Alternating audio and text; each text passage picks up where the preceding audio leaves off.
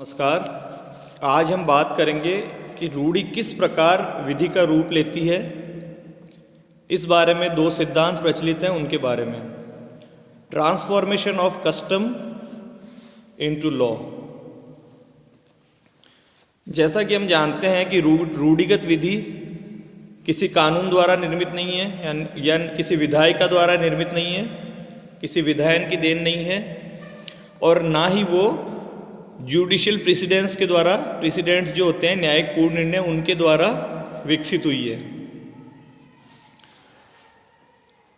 रूढ़ि का उद्भव लोगों के द्वारा जो व्यावहारिक रीति रिवाज है और परंपराएं हैं, उनका निरंतर पालन करने के कारण हुआ है। कालांतर में वो रूढ़ि विधि में परिवर्तित हो जाती है। इसके 3 चरण हैं, जिसका हम पहले डिस्कस कर चुके हैं।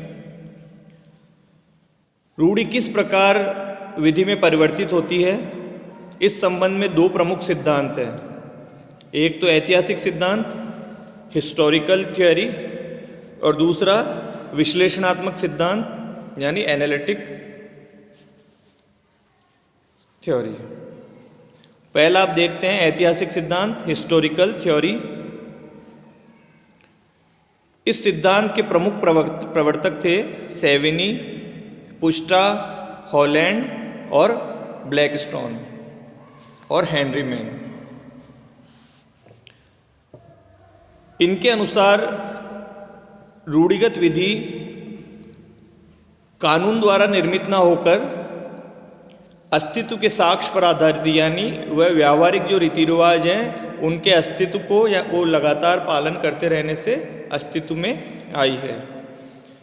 हेनरी मैन इस सिद्धांत के प्रबल समर्थक हैं और उन्होंने कहा, यहाँ तक कहा है कि जो सुस्थापित रूढ़ि होती है, प्रथागत रूढ़ि जो होती है, वो इतनी प्रबल होती है कि कभी कभी वे अधिनियमित विधि यानी एनेक्टेड लॉ जो होता है उसको भी परिवर्तित या निरसित करा सकती है।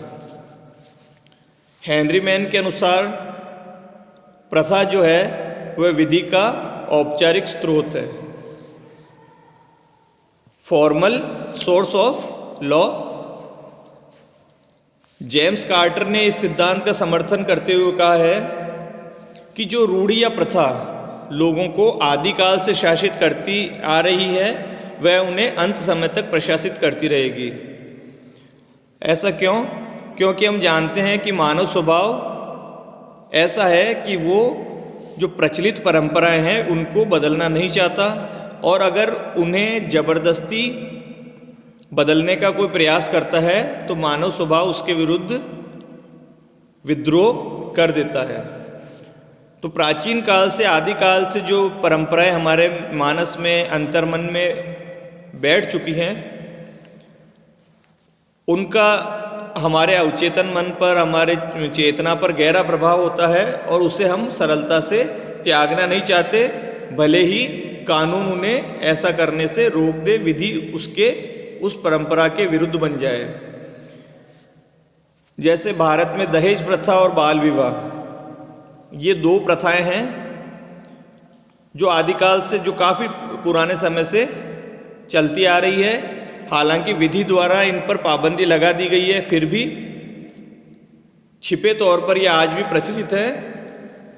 ये इस बात का ज्वलंत उदाहरण है कि मानव स्वभाव जो अपनी प्रथाएं चलती आ रही है उनको बदलना नहीं चाहता, और उसके अंतर्मन पर, उसके मानस पर उसका गहरा प्रभाव होता है।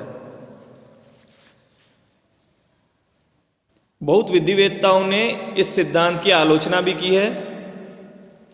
आलोचकों का कहना है कि किसी प्रथा के विरुद्ध कोई कानून पारित हो जाने पर वह स्वयं समाप्त हो जाती है। उनके अनुसार रूढ़ि का उचित होना अत्यावश्यक है, लेकिन विधि अगर अनुचित भी है तो भी वो बंधनकारी होती है। ग्रे कहते हैं कि बहुत से कानून राज्य द्वारा बनाए जाते हैं, इसलिए बनाए जाते हैं क्योंकि राज्य उन्हें लागू करना चाहता है, जबकि जनमानस उसके विरोध में होता है, उससे सहमत नहीं होता।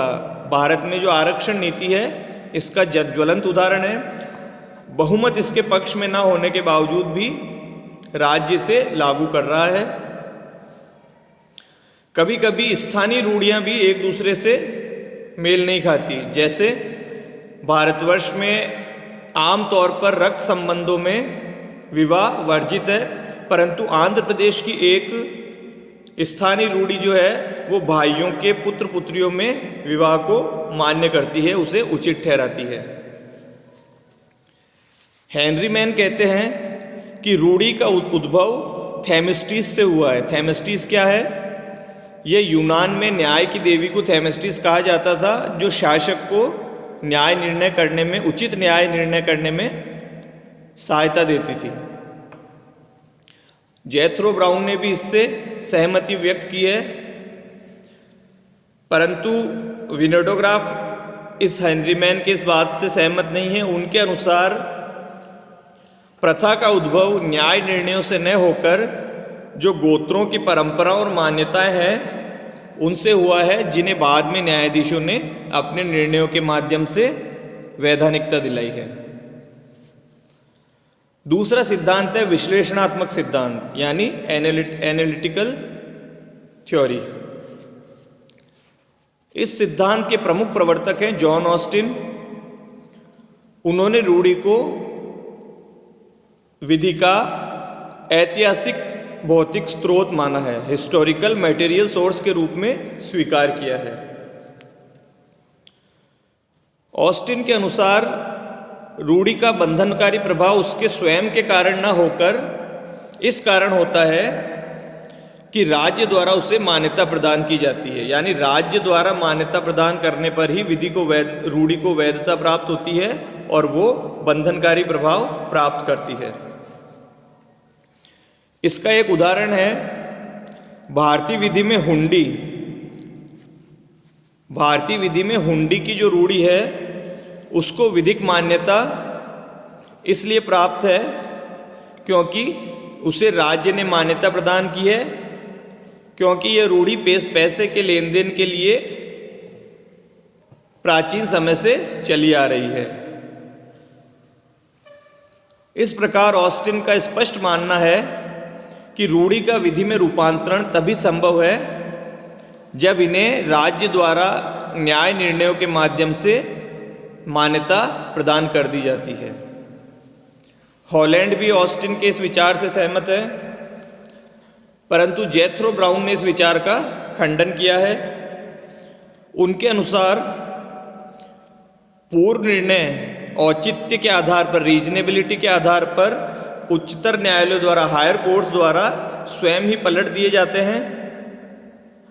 इसलिए न्यायालय के निर्णय द्वारा मान्य की गई रूढ़ी जो होती है वो सभी स्थितियों में मान्य हो ऐसा उचित नहीं है। परंतु सामंड ने जेथरो ब्राउन से असहमति व्यक्त करते हुए रूढ़ी को निश्चित रूप से विधि का एक भौतिक स्रोत माना है। सामंड कहते हैं कि रूढ़ी और न्यायिक निर्णय, कस्टम और जुडिशियल प्रेसिडेंट दोनों के लिए रीजनेबल होना, औचित्यपूर्ण होना आवश्यक है। साथ ही सामंड यह भी कहते हैं रूढ़ी को विधि के रूप में मान्यता तभी प्राप्त होती है जब रूढ़ी के लिए जो विधि मान्यता के लिए जो आवश्यक 5 तत्व है वो रूढ़ी में विद्यमान होते हैं। ये 5 तत्व है वैध विधियों से वैध संविधियों से अनुरूपता, यानी जो प्रचलित कानून है उसके असंगत नहीं होनी चाहिए। दूसरा युक्तियुक्तता, तीसरा निश्चितता, चौथा स्मरणातीत समय से प्रचलन में होना, पांचवा स्थायी और निरंतरता। ग्रे कहते हैं कि इसमें कोई संदेह नहीं है कि रूढ़ी विधि के स्रोत के रूप में मान्य की जानी चाहिए, लेकिन इसे विधि का एकमात्र स्रोत मानना उचित नहीं होगा। यह सत्य है कि ग्रे के अनुसार ये सत्य है कि न्यायाधीश निर्णय देते समय प्रचलित विधि को काउंट करते हैं, उसको गणना में लेते हैं, विचार में अवश्य लेते हैं, परंतु वो केवल प्रथा के आधार पर अपना निर्णय नहीं देते, बल्कि पूर्ण निर्णय, नैतिकता, विशेषज्ञों की राय, ऐसे कुछ तत्व हैं जो उन्हें निर्णय पर पहुंचने में सहायता प्रदान करते हैं। रूढ़ि किस प्रकार विधि का रूप ग्रहण करती है, इस बात का एक सटीक उदाहरण, बिल्कुल करेक्ट एग्जाम्पल है। भारत में ब्रिटिश शासन के दौरान जो दायाधिकार और उत्तराधिकार के कानून थे, law of inheritance and succession, British लोगों ने जो भारतीयों के दायाधिकार और उत्तराधिकार के जो कानून लागू किए थे, वो इस बात का सटीक उदाहरण है कि प्रथा किस प्रकार विधि का रूप धारण कर लेती है। ब्रिटिश शासन में 1833 के राजपत्र द्वारा प्रथम विधि आयोग गठित हुआ था। इसके अध्यक्ष थे लॉर्ड मैकाले, जिन्होंने अपनी प्रथम रिपोर्ट में 1837 में जो प्रकाशित हुई थी, उसमें यह कहा कि भारतीयों के हिंदू और मुसलमानों को दायाधिकार और उत्तराधिकार के मामलों में निर्णय उनकी स्थानीय विधि के आधार पर ही दिया जाएगा। कलकत्ता प्रेसिडेंसी में और मद्रास और बम्बई प्रेसिडेंसियों में भी न्यायालय ने यह व्यवस्था लागू की थी कि अगर पक्षकार हिंदू हैं, दोनों पक्षकार, तो दायाधिकार और उत्तराधिकार के संबंध में मामले हिंदू विधि द्वारा जो हिंदुओं में जो प्रचलित रूढ़ियाँ हैं उनके द्वारा प्रशासित होंगे, और मुसलमान है अगर दोनों पक्षकार तो मुस्लिम रूढ़ियों के अनुसार प्रशासित होंगे। और यदि एक पक्षकार हिंदू है और एक मुसलमान है तो प्रतिवादी की विधि द्वारा वो मामला निर्णित किया जाएगा। यानी प्रतिपक्ष यानी प्रतिवादी हिंदू है तो हिंदू विधि, और प्रतिवादी मुस्लिम है तो उस मामले के निराकरण के लिए मुस्लिम रूढ़ी लागू की जाएगी।